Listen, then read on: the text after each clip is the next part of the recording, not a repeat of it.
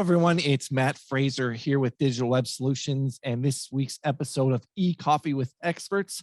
I'd like to introduce you to today's special guest, Crystal Paschal. Okay, Crystal Paschal.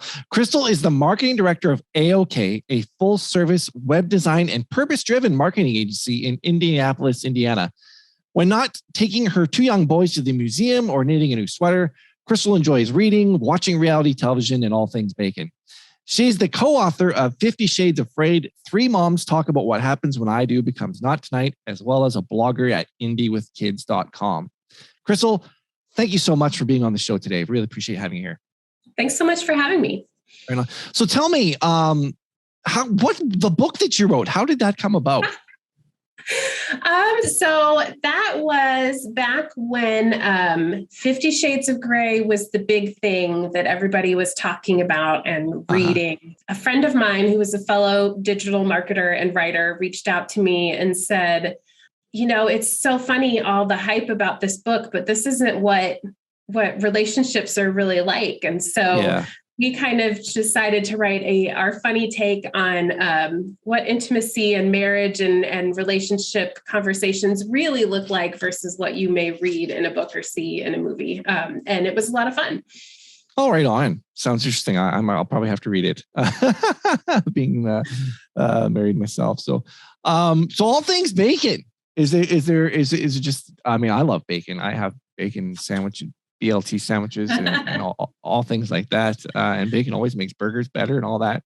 Right. Yeah. I grew up with a mom who is from the southern part of the United States, and bacon is a staple there. And so, it was just something I grew up with. And I didn't know that other people don't use like bacon grease to cook their eggs in, or, you know, on their grilled cheese sandwiches to fry them in. And so, now these days, watch my cholesterol, not eating as much bacon as I used to, but it's a favorite. Isn't that amazing though? Like saving the bacon fat and then using it for cooking stuff rather than butter or oil or whatever. I mean, and you're going to use fat in some, but it makes things taste so much better. It does. And, you know, it's something that growing up, my mom and her family did out of necessity. You know, you had to use every part of everything.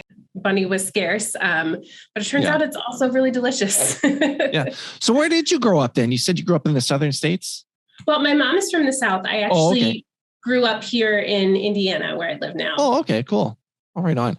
And so what was your favorite subject in school growing up? Did you have one at all? I was very much an English and reading kid. I always had my nose in a book. I would sometimes get in trouble in school for reading when I was supposed to be paying attention to whatever the lesson was. So I always loved reading and writing and storytelling, which is, kind of the long and winding path I took to get into marketing. Oh, right on. Which, how did that come about then? That just led right up to my next question. Was how did you get started in this digital marketing industry role experience? Like, what was your first forte into that? Yeah, that's a great question. So when I was in college in the late 90s and early 2000s, digital marketing was just coming to be and was not even really a thing you could study at university yet. So I studied English because I liked to read and liked to write. Had no idea what I wanted to do. You know, worked a lot of different jobs in my early 20s. But it wasn't until I had my first child that I really kind of fell into digital marketing almost accidentally. I had my first son in 2009 and started a mom blog because that's what you did in 2009 if you had a little kid. And it was really just a way to talk to people who were other adults because I was home with my son all day. But it turned out, now that blog is long gone and it wasn't anything special, but it made me realize that I really enjoyed writing online, talking to people online, figuring out what resonated with people in that space. And it set me down a path from blogging for myself to freelancing as a copywriter for other people, for businesses and agencies, learning more about SEO and putting those skills to work in my freelancing career. And then in 2019, when I felt like I was kind of ready to get back into the full-time workforce again, I started at AyoKay, where I am now. Oh, right on. Indie with Kids, I'd mentioned that in your bio. Could you tell me a little bit about that? Sure. So Indie with Kids, I can't really take any credit for Indie with Kids. Indie with Kids is the brainchild of a good friend of mine named Katie Mann, who has taken, so she was another mom blogger who I met on my kind of blogging and marketing journey, who our kids were the same age and we've really got along. And she took, the small website that she started, and she has really grown it into the go-to site in our city for anything and everything to do with kids and families. So she's really created an awesome brand and resource. And I have been lucky over the years to work for her in different capacities. I, ran her social media for a while. I've contributed articles to her. And she is just one of my favorite people and someone that I have learned a lot from on my marketing journey. Right on. So it's a resource to find things to do in Indianapolis area for families and children specifically? Yep. Oh, that's really cool. That's awesome. So in 2019, you got started with AyoKay. Do you know how it got the name? That is a great question. Our founder and CEO, his name is Jack Shepler, and AyoKay has been the name that he has used. He used it back in college when he kind of had his first online portfolio, and it just kind of stuck and has stuck with our business. And now it's who we are. And it's right on. So it's fun. We get a lot of questions about how do you pronounce it. Sometimes people don't get the spelling quite right. But I love it. And I think it fits the character of our company because we take what we do very seriously, but we also like to have fun. And I feel like that name reflects that. Yeah. So your agency or the agency that you work for, I noticed something right from the get-go of visiting the homepage of the website that you're focused on doing purpose-driven marketing. If I'm correct me if I'm wrong. Right. Can you tell me a little bit about that? Sure. Go ahead.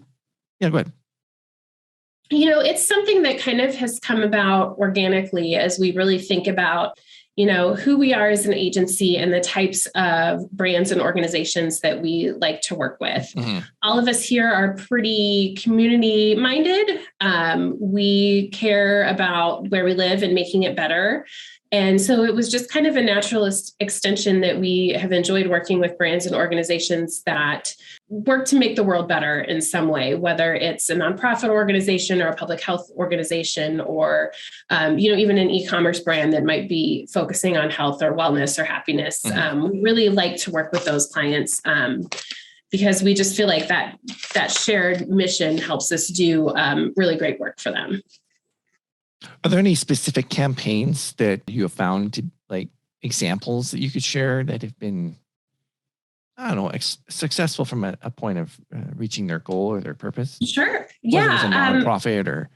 Right. Yeah. One of my favorites is a campaign that we worked on with the Health Foundation of Greater Indianapolis. And the Health Foundation is an organization that does a lot of work in HIV prevention. And so we worked with them to create a website called prepdaily.org. And PrEP, if you're not familiar, is an HIV prevention medication. So folks who are taking PrEP, it's a little pill. Folks who are taking PrEP daily, if they're on PrEP, they have an almost zero chance of getting HIV. So it's an important campaign that they really wanted to get out there. And we kind of took that vision that they had of getting information about PrEP and helping folks get connected to PrEP and turned that into a website where we created the branding and created the content strategy, just really designed to welcome folks in and answer any questions that they have about PrEP or about HIV in general. What I'm really proud of, I'm proud of the whole project, but where I was most involved is really helping shape the content strategy. And so when we launched the site, it essentially had, pretty much no traffic. And, these days it's averaging over 20,000 page views a month. And most of that is coming from Google because we just were really intentional about answering the questions that people had about PrEP and about HIV, even if maybe, these subjects were a little taboo or uncomfortable for folks. What we learned is, people will ask Google the things that they maybe are afraid to ask their doctor or ask a friend. And so how can we answer those questions good, accurate information and help folks get the resources that they need. So I'm really proud of that project. We still create content around that one, and we're excited to see it continue to grow. So you would say the success with that was pretty much finding the questions that people were asking, and then answering those questions with quality, direct answers and content, high quality content. Yes. Which grew the organic traffic to 20,000 page views a month from nothing. Right. That's pretty impressive. So how do you approach starting? What's your approach to starting an SEO campaign? If you can tell me a little bit about the steps you guys take or the process. Sure. The first step is always learning for us. Really digging in and learning as much as I can about the brand or organization that we're working with, their goals, their history, what has worked for them in the past, what hasn't worked, who any competitors or like-minded organizations may be in the space. And that's really the first step for me. I want to be able to see it through their eyes, learn what I don't know. And I really try to come in to projects like that without any assumptions. When we first sign on a client, we start working with them on an SEO campaign. Yeah, I'll have a general idea of who they are. I've looked at their website, but really I want to start that conversation with them telling me what they're about, so that I can really learn directly from them who they are and what their goals are. Okay, right on. Do you think, you mentioned in school you took English because they didn't have digital marketing focused. Do you think colleges and universities should offer digital marketing training? That's a great question. And on the one hand, I think yes, because it's just so necessary these days. It's such a different world from when I was in college. I was in college when Mark Zuckerberg was building Facebook, and it was just a brand new thing. And now it's digital is such a huge component of any business's marketing strategy. So on one hand, I think yes. I think what is tricky though is that digital marketing moves so fast and things change so quickly, that the folks who are teaching those classes, I think, really have to be doing their due diligence just to keep up with the changes, because something that you were teaching a year ago or even 6 months ago may not be the case nowadays. Yeah. And it's just trying to stay on top of all of that. Absolutely. And from what I hear, some universities and colleges are like 2 years behind in what they're teaching in regards to what's happening in the market. So that is definitely a challenge. So how do you stay on top of what's happening in the world of digital marketing and a focus to help you to continue to be successful in your role? I read a lot. I listen to a lot of podcasts. I'm very fortunate that, marketing is not only my job, it's an interest of mine and a passion of mine. And so I really like learning about what's new and what's changing. I just try to keep up on it in my own time, just checking in, seeing what's new, hearing what is working for other people. And then also here at AyoKay, we're really big about learning and growing. And so we do have lots of opportunities. If there's something that we want to learn more about, we're encouraged here to pursue those things, whether it's, I'd like to take this course about Google Ads, or I'd like to learn more about content writing, or whatever it is. We're really encouraged to learn and grow our own personal marketing interests and strengths here, which is great. Awesome. Now, you'd mentioned some books. Are there top 3 baby books that you would recommend someone to read who wanted to get started in digital marketing, or what were the top? What has been the most influential book that has influenced you in digital marketing? That is a great question. 2 come to mind. I think the one that has really formed my thinking the most is Donald Miller's Building a Story Brand, just because I think that storytelling of marketing element of marketing is so important. It becomes more and more challenging as our marketing channels become quicker and faster. But I still think story is always so important.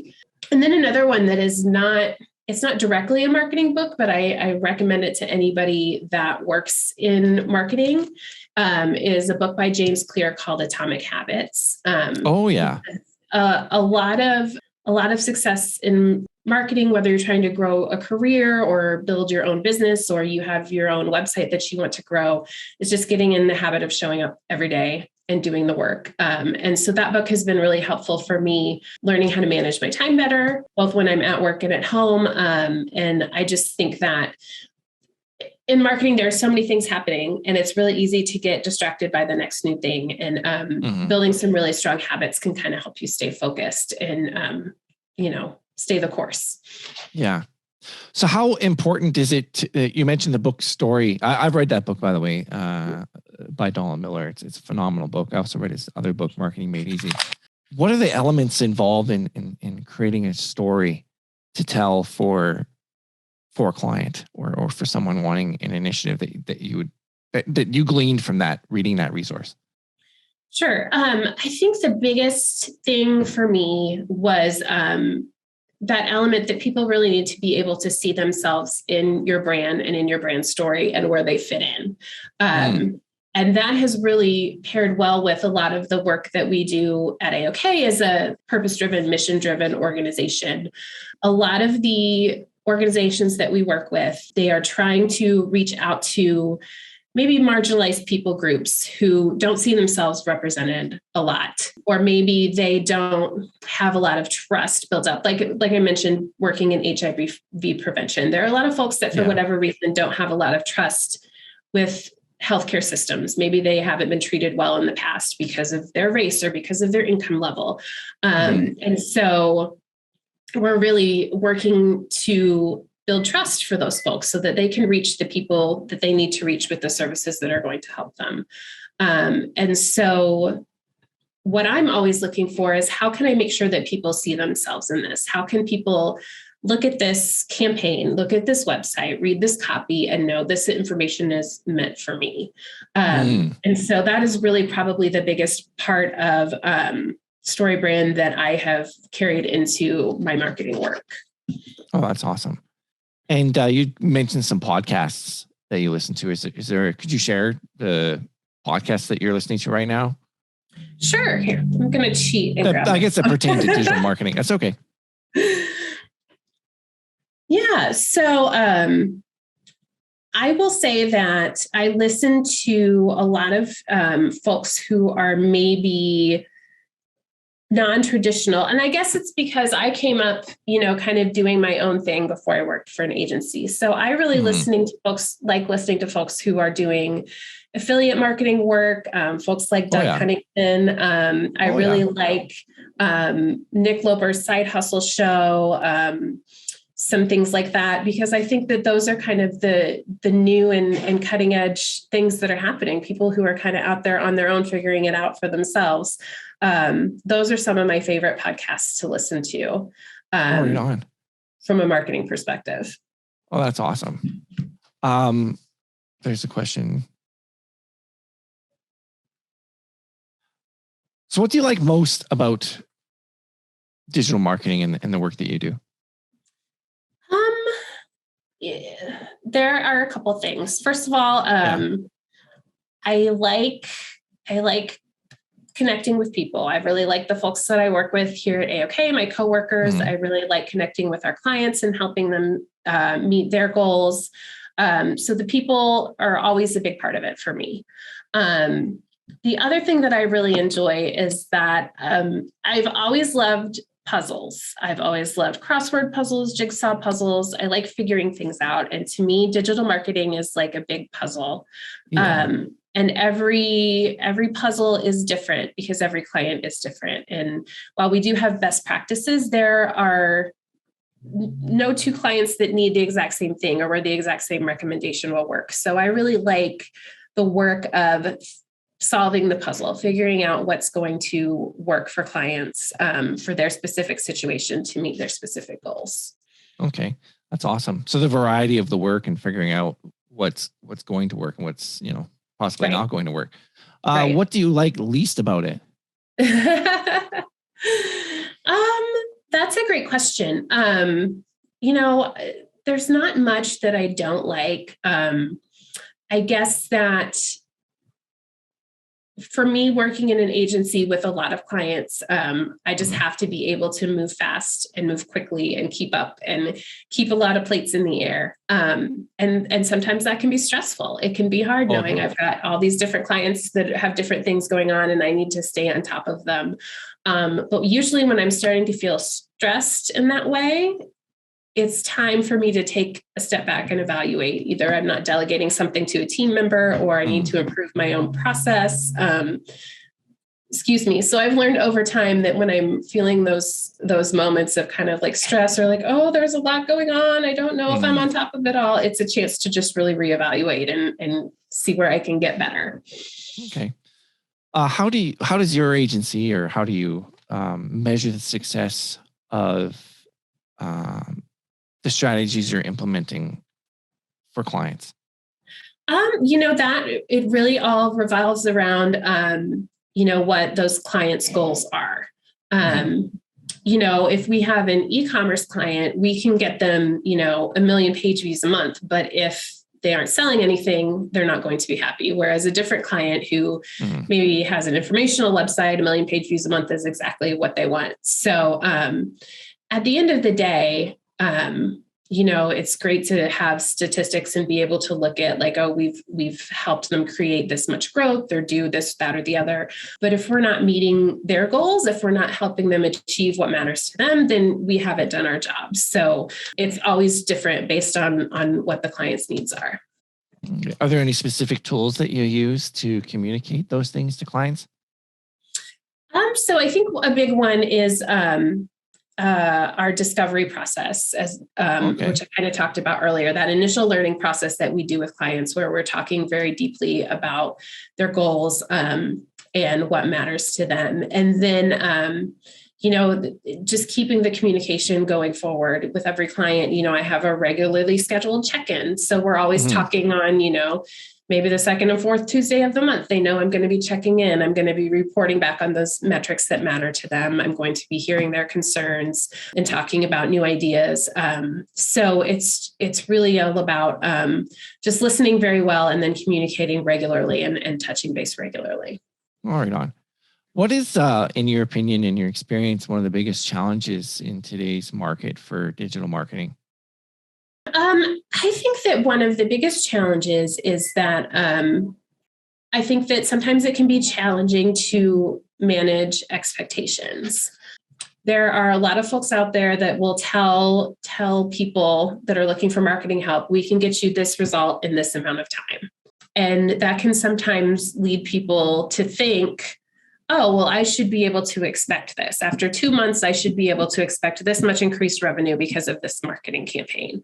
And so one of the challenges of the job, and one of the reasons, again, that communication is so important is we always want to set realistic expectations for our clients, for the people that we're working with. If you are looking to grow, if you're looking to double your website traffic, and you're using strictly, content and SEO, it's not going to happen after your first month of, posting a blog.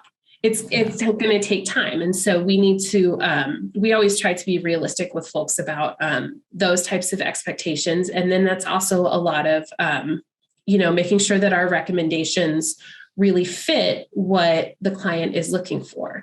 If you need to get website traffic fast, SEO may not be the best move for you. So it's if you're looking to, drive leads, a general social media campaign may not be the best. So it's really figuring out what that goal is and making the right recommendations so that we are managing expectations for folks. Okay. So if if a client came to you and they wanted to get instant traffic, what would you recommend for them? Well, I think that probably if you're just looking to drive traffic quickly, advertising is generally the way to do that. You can kind of turn that on and then just let it run and, make adjustments as you need to. But, that's kind of a more guaranteed way to get traffic. The thing that's challenging, though, is that there's a cost associated with that, right? You're paying someone to manage those campaigns, and then you also are paying the ad spend. And it's tricky because, the problem with ads is when you turn off those ads, you turn off that flow of traffic as well. So, that would be, just blanket recommendation that I might make, but I would want to put those caveats in place too. Here's what you need to know about this, and with the example of advertising, ads are great, but we generally recommend them as a part of a greater overall marketing strategy. It's, there's no one that we would say you should just run ads. We want to make sure that we're looking at all areas and how can you run ads when you need to or when it makes sense, but then also support ads with other areas of marketing as well. So I guess when you're saying ads, you mean like Google ads and Facebook ads and ads and things like that? Yeah. Fantastic. Is there a way that you decide or would recommend a client in splitting up their marketing budget to have an overall strategy, a certain percentage of their marketing budget towards a certain channel or strategy? That's a tricky one. And again, a lot of times it comes down to the goals of that specific client. So we'll take a look at, what their budget allows, what their goals are, and what do we think the best investment is. And I always try to come at it from the perspective of, if I were you, if this were my business, here's how I would lay this out. It can be tricky sometimes. We work with, several nonprofits. And so sometimes they're working on a budget or, they've got grant funding. And so they can only use that funding in specific ways. So sometimes we have to get a little creative, but we are always trying to make the best recommendation for the client, even if maybe it's not the one that they initially came to us asking about. There may be somebody coming to us who thinks, oh, what I need to do is run Google ads. And that's what I need to do with this budget that I have. But if we take a look at it and we think, we could do that for you, but maybe, investing that in content would be a better spend of your money. We're going to make that recommendation because we want to be very honest and really make the recommendation that we would choose ourselves if we were in that position. How have you seen digital marketing change over the years? From when you first started in 2009, you said? Yeah. I mean, there's two things that I think have really happened over that time, over my, almost 13 years of doing this.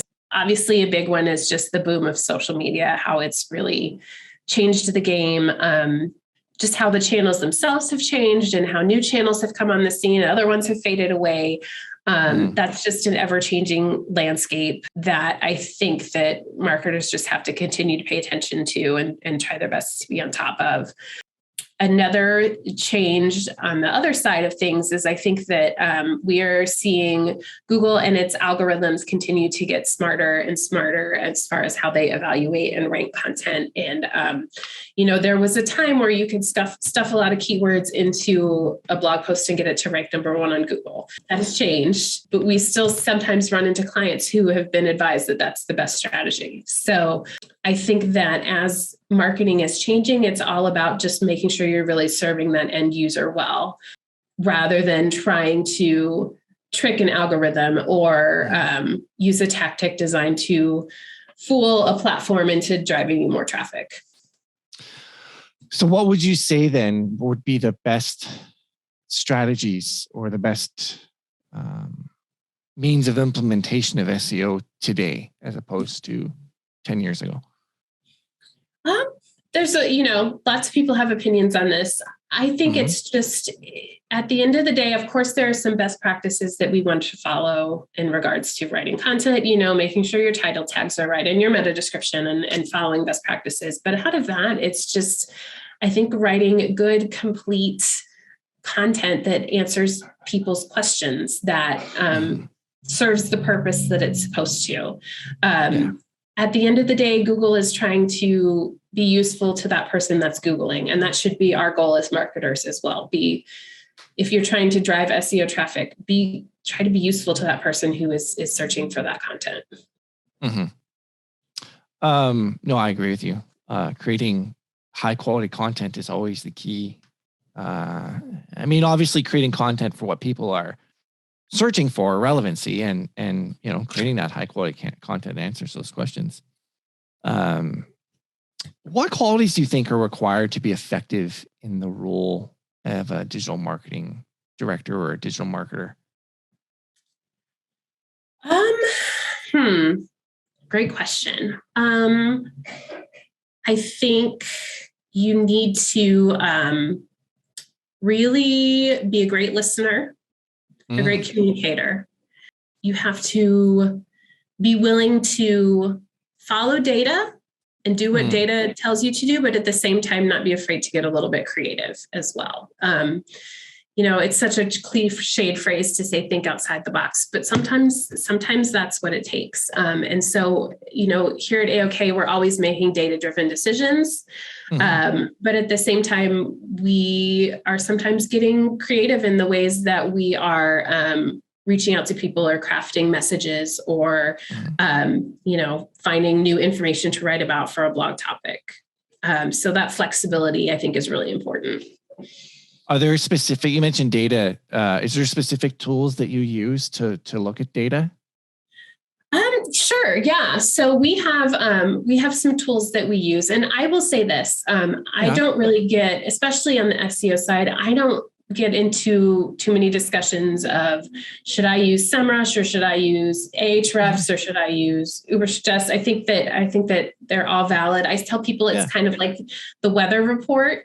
They all get pretty close. You may have your favorite weatherman that you like to watch, but it's so here we make use of tools like SEMrush quite a bit, Ahrefs, SEO Power Tool Suite, things like that. So we try not to lean too much on just one tool, but use a variety, kind of put everything together and analyze it and see from all of our different sources, what are we looking at and what is our next step here based on what we're seeing. Okay, fantastic. What do you think is the next major trend in digital marketing? So I guess I should confess, I was a late adopter to TikTok. I was like, this is not for me, but I have kids. And so I had to keep an eye on it to make sure I knew what they were up to. And I won't necessarily say TikTok in general, but I think that the popularity of TikTok is kind of indicative of an overall trend that I'm seeing where people are looking for more authentic content and less polished content. When folks are scrolling a social media feed, I think these days we're looking more for quote unquote real pictures versus a stock photo. Or, if you're jumping on an Instagram live to talk about what's happening at your brand, it doesn't need to be polished. It can be very I'm walking and talking, and this is just very off the cuff, off of my phone. I think that resonates with people. We've become very savvy as a population of when we're being marketed to. And so I think trying to create moments of authenticity are really the best marketing tools these days. Oh, that's awesome. That is awesome. So on that note, what mistakes should people try to avoid when implementing digital marketing? Oh gosh, that's a great question. I think it's really important to think about the why behind everything that you're doing, whether it's for your own brand or for a client. And it should never be because this is the way that we've always done it, or because, this is what everybody else is doing. I think that your why needs to come from a bigger place of we think this will achieve this result. And this is the result that I want to have happen. And you won't always get it right. Marketing it's data backed, but then a lot of it sometimes is just luck. And so sometimes there are things that you will think will take off that won't. And we've all seen a social media post that maybe goes viral. And we thought of all the things, this is the one that people love. So I know exactly. I think that you just have to you have to make sure you understand the reasoning behind why you're doing what you're doing beyond just, well, this is what everybody else is doing, or this is what you're supposed to do on social media. There needs to be a bigger explanation behind it. This is the story I want to tell. This is how I want to help people. This is the service I want to provide. And so that's why I'm going to make this choice or share this blog or, have this tone on my social media. Mm-hmm. Do you think there's different pieces of content that people need to create? Like, for instance, turning a blog post into a video or even an audio recording or things like that in your experience? Yeah. I think that the repurposing content is awesome and something that honestly, even here at AyoKay, we could probably do more of, taking our own content and repurposing it. But I think that's a great tool. Creating a blog for SEO reasons is a great thing to do. And I think everybody should do it. But if you can absolutely extend the life of that by making a video around it, maybe taking it and breaking it up into several smaller social posts, making short graphics of, quotes that you can share on social media. I mean, the possibilities are endless. And I think that content repurposing is probably something we don't talk enough about in marketing, but is absolutely a great idea. Yeah, absolutely. And if someone was just starting out in marketing today and, somebody came to you and said they wanted to get started in digital marketing, what instruction would you give them? Honestly, the instruction I would give them, and this is not to discount education or college or courses or anything like that. I would say build your own thing. Yeah. Whether pick something that you really are interested in and build a website around it or build a social media channel around it. Everything I've learned about SEO, I learned from my own projects first. And, I'm pretty much entirely self-taught from my own successes and failures on my own projects, but that's given me a lot of valuable information that then I can use in my career. So if you're looking to get into digital marketing, and I think that's the great thing about digital marketing. Again, I think that education is super important, but I also think that in digital marketing, it's really easy to kind of build your own thing and prove yourself. And if you can show that you can, drive traffic or drive social media followers or drive sales, then somebody will probably hire you to do that. And they may not care if you don't have a degree or, things like that. If you've got results on your side, you could probably be an asset to a brand or an agency doing that same thing. So you mentioned a project, like some projects you've worked on that you learned. What's been your biggest success that you could share with us? So I guess probably my biggest success and where I've learned the most lessons is I have a website that I created a few years ago that's all around children's books. And so it's basically recommended book lists around a particular topic, 10 books to read if your pet dies that you can read, books to read with kids about that. And so what it started as a little kind of just like hobby project. It's something that I was just able to grow through working on it over several years. And now it creates a nice little side income for me through affiliate marketing and ads and things like that. But more than anything, it's my place to experiment. It's my place to try new things and grow new things. And so I'm really proud of it. And there's a couple other little kind of, niche sites that I have floating out there that they don't get a lot of attention these days because I'm busy with other things, but I do like to play with those and try new things and see what I can get to work. Are you willing to share that for if people want to visit your site? Oh, sure. So my book site is just, it's called Feminist Books for Kids. So all the books have like a diversity, minded focus, and it's feministbooksforkids.com. And I would love folks to check it out. Yeah. And so you've developed that and a reading list of books that for children that based with that angle, if you will, for lack of a better word. Sure. Yeah. I can't really think of a better word, but suggestions for those. And you've learned and had some successes getting traffic and getting a side income and developing. So you would say that someone should start a site. Like, that's a pretty neat idea, to be frank. To start a site that just recommending books to people, that like a book review site and a book suggestion site, if people are thinking about ideas there, right there. Because a lot of people have trouble coming up with ideas of, well, what the heck do I pick? Right. You know, yeah. And like how do I get started? What do I write about, or what do I create a site about? At least I found that my problem is I come up as entrepreneurs, I think both in college, I just come up with too many. Exactly. Oh yeah. I own probably 6 URLs that I think one day I'll build a site around this, and I just haven't yet. But the book site really came out of folks. The advice I give to folks when they want to start the site is like, what is something that somebody asks you about all the time? And before I had kids of my own, I spent some time teaching preschool for a while. And so a lot of the parents there would ask me, you know, this is happening at home. Can you recommend a book? We're having a new baby. Can you recommend a book that we can read? And as I mentioned earlier, I love to read, love books. And so it just kind of grew out of that.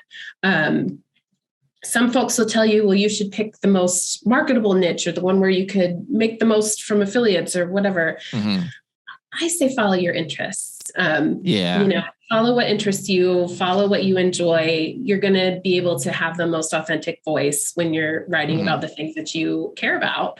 And it doesn't have to be a website. You know, if you are really into, you know, gardening, and you want to play around with TikTok, start a TikTok channel about gardening and see where it takes you, see what you learn from it. You know, writing was the choice for me. Somebody else might have a different thing. But I think that just playing around, doing what you like, and see what you learn from it, you might surprise yourself. Right on.